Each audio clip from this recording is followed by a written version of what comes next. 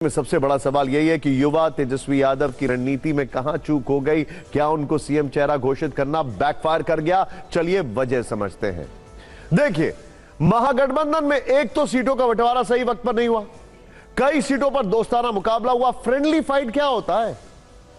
कई जगह तो नामांकन के आखिरी दिन तक असमंजस जैसी स्थिति थी। महागठबंधन ने मुकेश सहनी को डिप्टी सीएम उम्मीदवार बनाया, इसके बावजूद निषाद वोटों का ट्रांसफर नहीं हो पाया। सीट बंटवारे पर कांग्रेस से मतभेद रहा, राहुल गांधी से टकराव की खबरें भी आती रही, जिससे यह संदेश गया कि महागठबंधन में ऑल इज वेल नहीं है।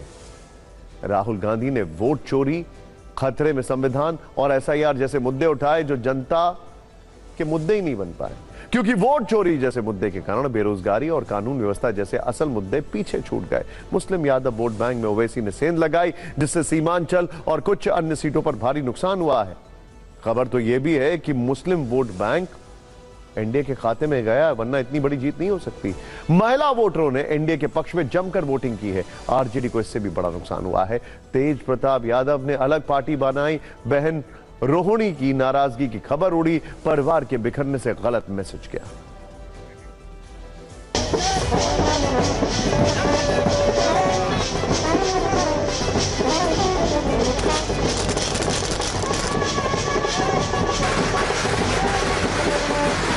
विपक्ष की क्रेडिबिलिटी नहीं है।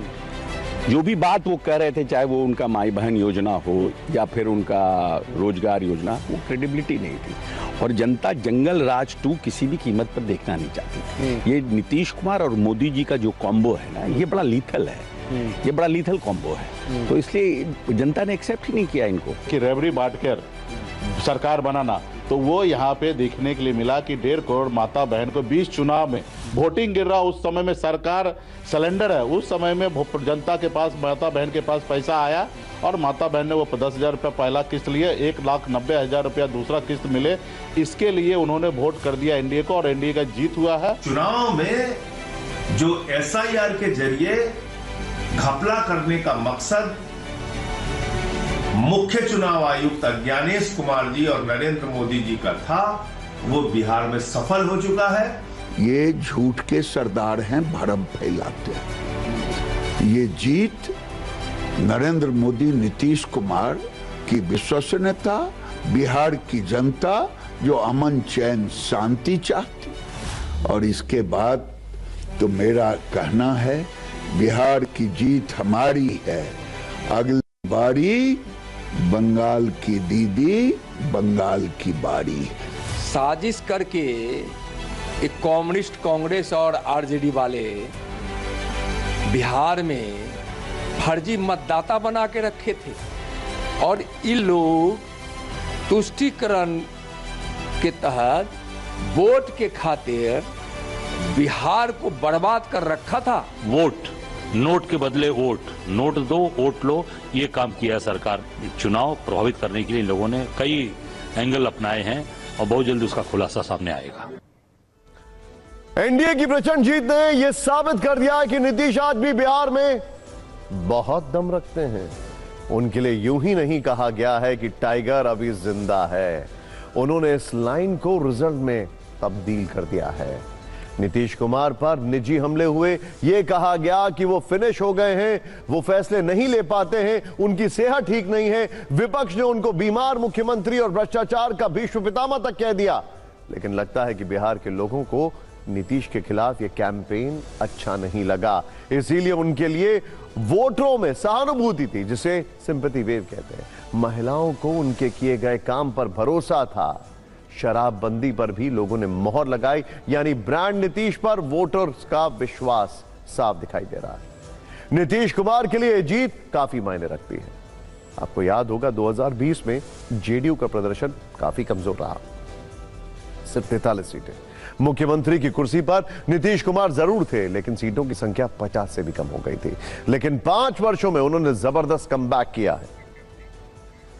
अब जरा ध्यान से देखिएगा, 2020 के चुनाव में नीतीश कुमार को सिर्फ 43 सीटें मिली थी, 43, और लड़े कितने पर थे? 115।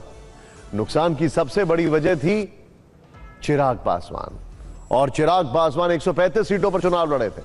जानकार बताते हैं कि पिछले चुनाव में 34 सीटों पर चिराग की वजह से जेडीयू को नुकसान हुआ था। हार का मार्जिन जो था, हार के मार्जिन से ज्यादा वोट चिराग की पार्टी को मिले थे।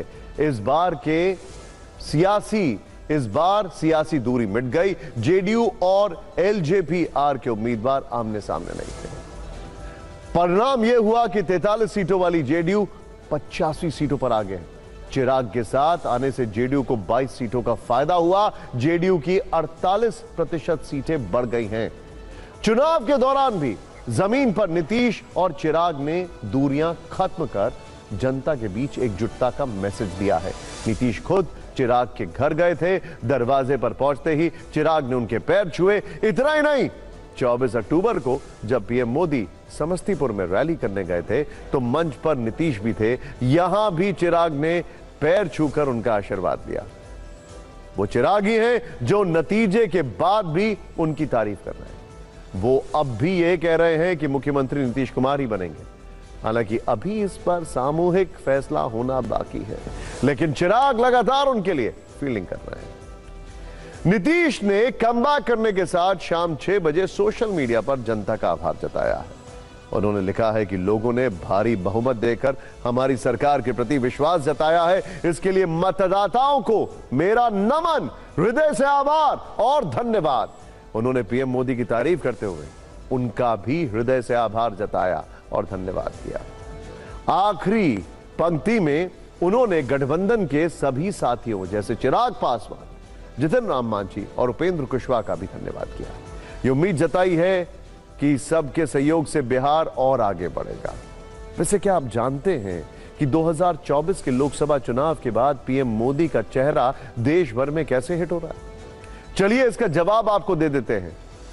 लोकसभा चुनाव से लेकर अब तक एक के बाद एक हो रहे विधानसभा चुनाव में बीजेपी लगातार जीत हासिल कर रही है, जिसके पोस्टर बॉय प्रधानमंत्री नरेंद्र मोदी हैं। पिछले लगभग 1.5 साल में जिन राज्यों में चुनाव हुए उसकी स्ट्राइक रेट देखते हैं। ओडिशा, महाराष्ट्र, हरियाणा और दिल्ली, इन राज्यों में बीजेपी ने न केवल जीत का परचम लहराया बल्कि पुरानी सियासी ताकतों को भी किनारे लगा दिया। ओडिशा में नवीन पटनायक जैसे नेता की गद्दी चली गई तो दिल्ली में 10 साल से चल रही आम आदमी पार्टी की सरकार बेदखल हो गई। महाराष्ट्र में गठबंधन की सरकार जरूर है, लेकिन इसके सबसे बड़ी ताकत बीजेपी है। आंध्र प्रदेश में भी चंद्रबाबू नायडू के साथ गठबंधन की सरकार है और आज बिहार में प्रचंड जीत है। इन सारे राज्यों में सबसे बड़ा चेहरा प्रधानमंत्री मोदी रहे हैं। ये सिलसिलेवार जीत बताती है कि जनता उन पर कितना भरोसा करती है। ये परिणाम बताते हैं कि पीएम मोदी का चेहरा जीत की गारंटी है।